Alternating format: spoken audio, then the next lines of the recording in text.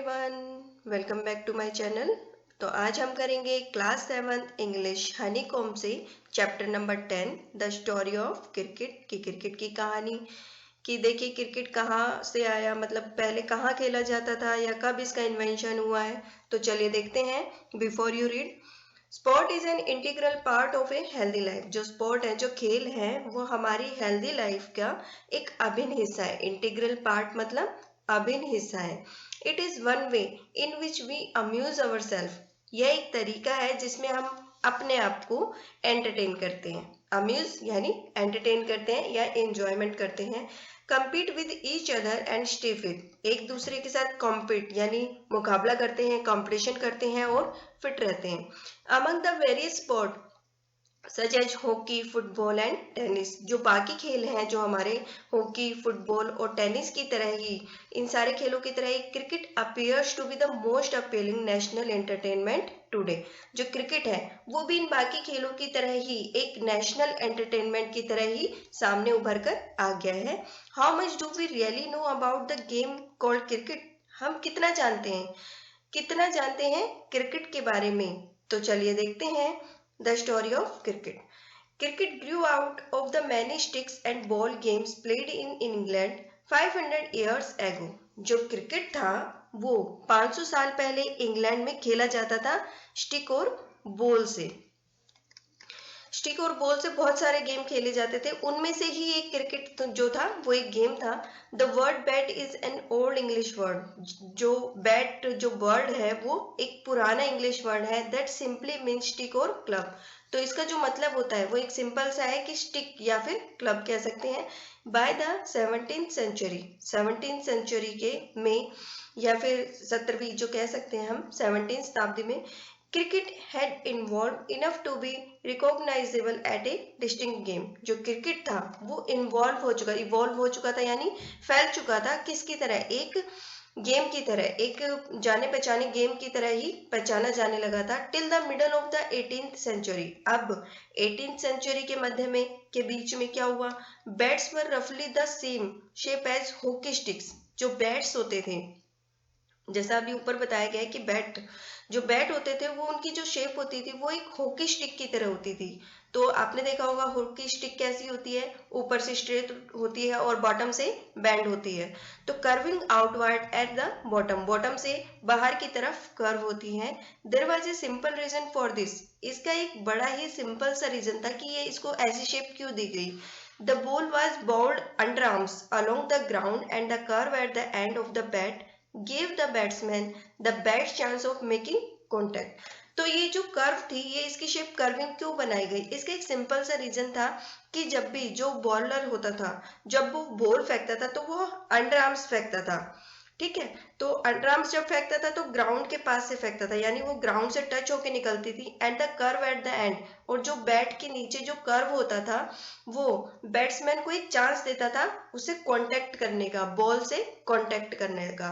One of the peculiarities of cricket, मतलब जो cricket की जो मतलब विचित्रताएं हैं, जो एक खासियत है, उनमें से कुछ है कि is that a test man can go on for 5 days, कि इसका जो टेस्ट मैच है वो 5 दिन तक चलता था। And still and in A draw, और जब उसका एंड होता था तो वो भी एक ड्रॉ पर होता था। तो ड्रॉ हम कह सकते हैं कि result of A game in which neither side win और लॉस। रिजल्ट, एक गेम का एक रिजल्ट जब आता है ड्रॉ में, तो वो उसका मतलब ये होता है कि कोई भी साइड ना तो जीतती है और ना ही हारती है। तो देखिए इसमें दिखाया हुआ है the oldest cricket bat in existence, कि पहले जो क्रिकेट वो होता था, बैट होता था, वो ऐसा होता था। नोट द कर्व एंड, इसका जो कर्व होता था, वो जो एंड होता था वो कर्व होता था, similar to a hockey stick, एक हॉकी स्टिक की तरह ही होता था ये। No other modern team sport take even half as much time to complete. No other modern team, जो आधुनिक टीमें हैं, जो अभी की जो मॉडर्न टीमें हैं स्पोर्ट की, वो आधे घंटे से ज्यादा का मतलब कि टाइम नहीं लेते हैं कंप्लीट करने में। A football match is generally over in half and a half, over and a half. जो फुटबॉल मैच होता है वो भी आधे घंटे में नॉर्मली खत्म हो जाता है। Even baseball completes 9 inning in less than half the time. अब जो बेसबॉल होता है, यहाँ तक कि जो बेसबॉल है वो भी 9 इनिंग पूरी कर लेता है अपनी इससे आधे टाइम में। That it takes a place a limited over match, और इसमें भी एक लिमिटेड ओवर मैच होता है कि ज्यादा नहीं होते, लिमिटेड होते हैं। The short and version of modern cricket. तो ये क्या है, ये हमारा जो क्रिकेट है उसका एक शॉर्ट एंड वर्जन है। Another curious characteristic of cricket is that the length of the pitch is specified. अब जो इसकी एक अलग जो विशेषता है क्रिकेट की, जो अलग है, जो इसको अलग दिखाती है, वो क्या है कि जो इसकी लेंथ है, पिच की जो लेंथ होती है वो 22 यार्ड्स स्पेसिफिक कर दी गई। बट द साइज और shape of the ground is not. अब इसकी जो पिच की जो लेंथ थी वो तो स्पेसिफाई कर दी गई कि 22 यार्ड्स होनी चाहिए, लेकिन जो इसकी ग्राउंड की शेप और साइज है उसको नहीं किया गया, उसका कोई भी स्पेसिफाई नहीं था। Most other team sports such as hockey and football lay down the dimension of the playing area. Most other then, बाकी जो खेल है, हॉकी है, फुटबॉल है, उनका प्लेइंग एरिया का डायमेंशन यानी जो उनका प्लेइंग एरिया है उसकी लेंथ और ब्रेड्थ तो स्पेसिफाई कर दी गई, फिक्स कर दी गई। क्रिकेट डज नॉट, लेकिन क्रिकेट की नहीं की गई। Grounds can be oval like the Adelaide Oval और नियरली सर्कुलर लाइक चिपॉक इन चेन्नई। अब जो ग्राउंड कैन बी ओवल, जो ग्राउंड था क्रिकेट का वो ओवल भी हो सकता था। ओवल यानी अंडाकार, जैसे आपने एग देखा होगा उसी शेप में हो सकता था। किसकी तरह? The Adelaide Oval, Adelaide Oval की तरह। और नियरली सर्कुलर भी हो सकता है। किसकी तरह? चिपॉक इन चेन्नई, जो जैसा कि चेन्नई में चिपॉक में है। A six at the Melbourne cricket ground need to clear much more ground than it does at Firoz Shah Kotla in Delhi. अब जो मेलबोर्न क्रिकेट ग्राउंड का जो छक्का है वो मेलबोर्न क्रिकेट ग्राउंड को एक ज्यादा स्पेस की जरूरत होती है। किसकी बजाय? फिरोज शाह कोटला जो दिल्ली में है उसकी बजाय जो एक मेलबोर्न क्रिकेट ग्राउंड का जो छक्का होता है उसको ज्यादा स्पेस चाहिए होता है। There is a historical reason behind both these oddities. अब इन दोनों के बीच में, ये दोनों जो ऑडिटीज है इनके बीच में एक हिस्टोरिकल रीजन है। क्या है?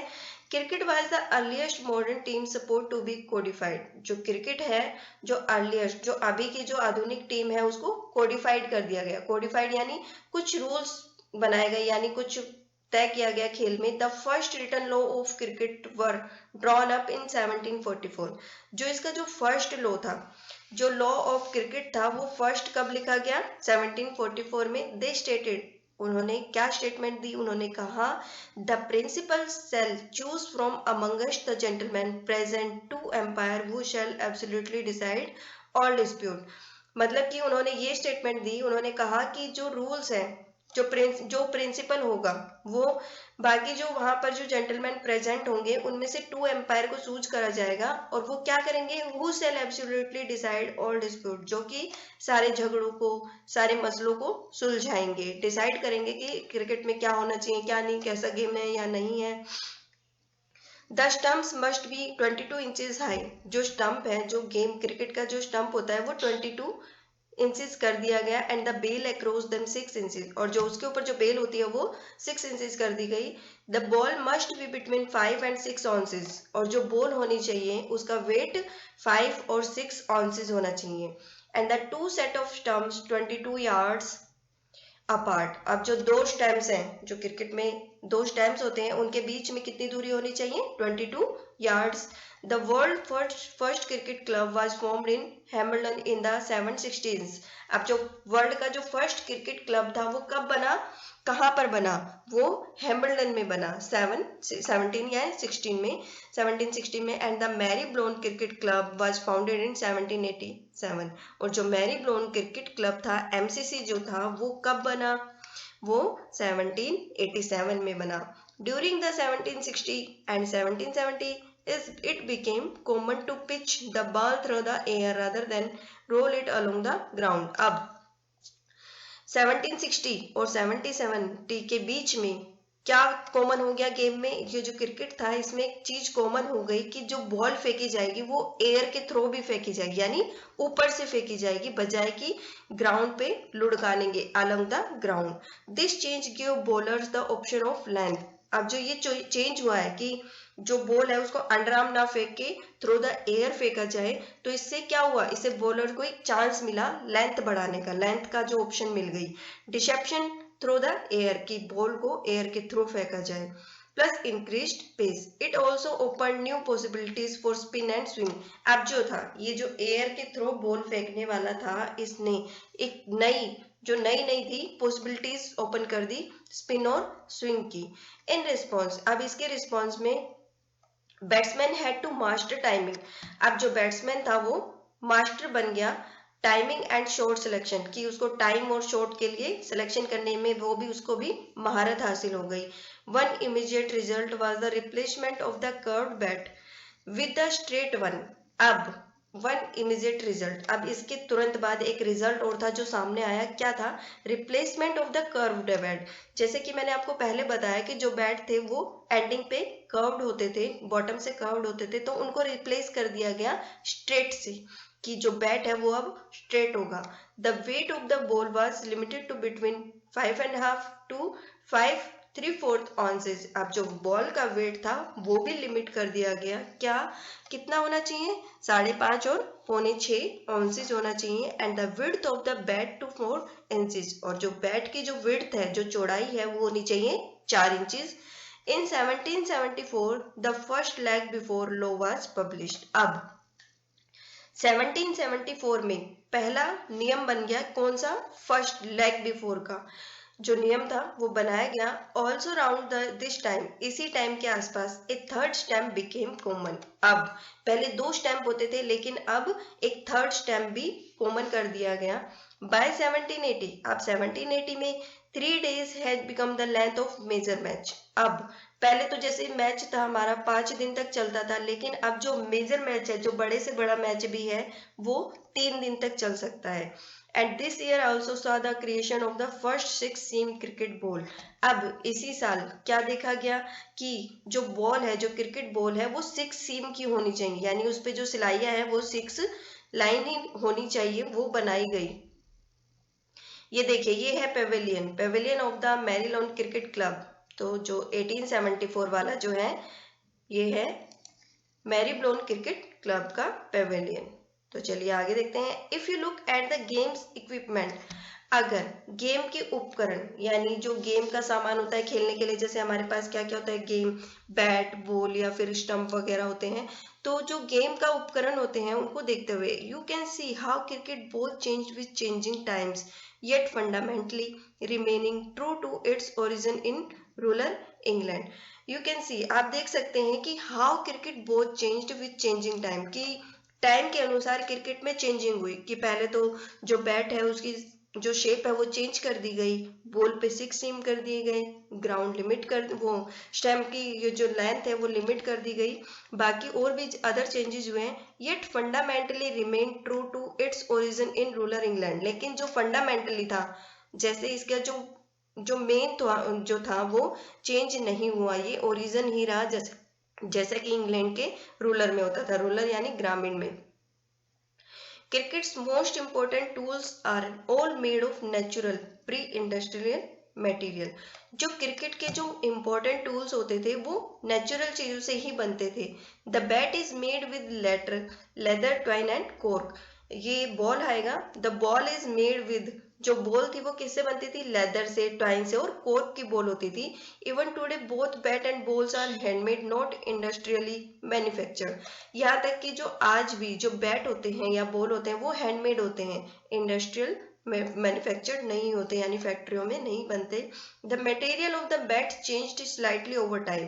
अब टाइम के अनुसार जो बैट बनाने का जो मटेरियल था वो चेंज कर दिया गया।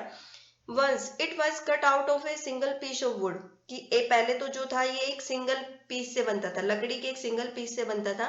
Now it consists of 2 pieces, अब इसमें 2 पीसेस कर दिए गए हैं। ये 2 पीसेस से बनता है। The blade which is made out of the wood of the willow tree, जो इसका ब्लेड होता है, जो नीचे जो प्लेन होता है, वो पोर्शन इसका बनता है लकड़ी से, विलो ट्री की लकड़ी से बनता है। And the handle which is made out of cane, जो दूसरा जो इसका हैंडल है जहां से हम बैट को पकड़ते हैं वो केन से बनता है। Became available as European colonialist and trading companies established themselves in Asia। अब जो यूरोपियन जो उपनिवेशक थे और जो एस्टेब्लिश, उन्होंने अपने आप को, अपनी जो ट्रेडिंग कंपनीज थी वो एस्टेब्लिश कर दी, स्थापित कर दी एशिया में। अनलाइक गोल्फ एंड टेनिस, अब टेनिस और गोल्फ की तरह नहीं, cricket has refuse to remake it tools with industrial और मैन मेड मटेरियल। जो क्रिकेट था उसने रिफ्यूज कर दिया, मना कर दिया अपने टूल्स को रिमेक यानी बनाने के लिए विद इंडस्ट्रियल और मैन मेड मटेरियल। जैसे plastic, fibre glass and metal have been formally rejected, जो प्लास्टिक है या फाइबर ग्लास है उनको बिल्कुल मना कर दिया गया। But in the matter of protective equipment, लेकिन जो प्रोटेक्टिव उपकरण थे उनके मैटर में cricket has been influenced by technological change, cricket में कुछ चेंजिंग किए गए, टेक्नोलॉजी चेंज की गई। द इन्वेंशन ऑफ वल्कनाइज्ड रबड़, जब वल्कनाइज्ड रबड़ का जो इन्वेंट हुआ, जब खोज हुई, lead the introduction of pad इन 1848। तो उसमें देखिए जो हम पैड जो पहनते हैं जब क्रिकेट खेलते हैं, तो उनका जो इन्वेंट हुआ 1848 में वल्कनाइज्ड रबड़ के थ्रू हुआ। And protective gloves soon afterwards, और उसके तुरंत बाद ही प्रोटेक्टिव ग्लव्स भी पहने जाने लगे। पहले ये सब चीजें नहीं थी, लेकिन जैसे जैसे धीरे धीरे जैसे जैसे प्रोग्रेस होती गई, चीजें बदलती गई, तो उसके बाद पहले पैड आए, फिर उसके बाद ग्लव्स आए। And the modern game would be unimaginable without helmet made out of metal and synthetic lightweight material। and the modern game would be unimaginable. अब जो मॉडर्न गेम है उसको इतनी चेंजिंग हुई कि इमेजिन भी नहीं की जा सकती कि उसमें क्या क्या चेंज हुआ। विदाउट हेलमेट, कि हेलमेट के बिना, made out of material and synthetic, जो कि मेटल से और सिंथेटिक से बनता है, जो लाइट वेट मटेरियल से बना हुआ है, उसके बिना हम इसको क्रिकेट गेम को इमेजिन भी नहीं कर सकते हैं। तो ये था हमारा इसका फर्स्ट पार्ट वीडियो का, और मेरा सेकंड जो पार्ट होगा वो नेक्स्ट वीडियो में अपलोड होगा। Thank you. आई होप कि आपको मेरी वीडियो पसंद आ रही होगी। अगर आपको मेरी वीडियो पसंद आ रही है तो please like, share and subscribe का बटन दबाना ना भूलें, जिससे आपको टाइम टू टाइम नोटिफिकेशन मिलता रहे। Thank you.